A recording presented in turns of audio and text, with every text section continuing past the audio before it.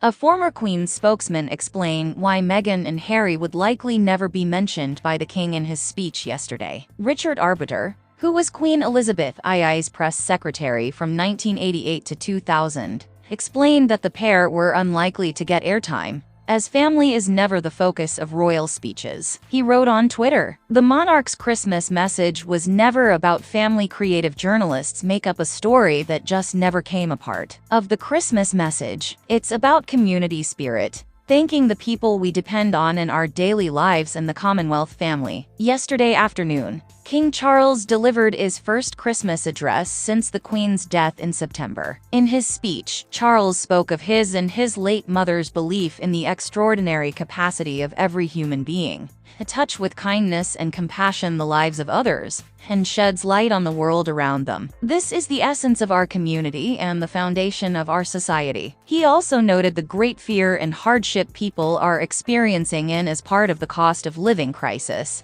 and thanked the military and emergency services, who are working tirelessly to keep us all safe. The speech was delivered at the King George VI Memorial Chapel, the resting place of Charles's parents. Although his speech honored Queen Elizabeth's legacy, little attention was paid to the controversies surrounding the royal family. Ahead of the speech, many wondered if the monarch would raise the issue, while many royal pundits pointed out that it was obvious Charles would refrain from raising the issue. And then some newspapers suggested the monarch deliberately avoided referencing Meghan and Harry to send them a message. But Mr. Arbiter's comments strongly contradict this claim. Palace Confidential podcast host Jo Elvin similarly predicted that King Charles was unlikely to mention the controversy. She said, "I wouldn't be surprised if the king started latching on to a new mantra very quickly.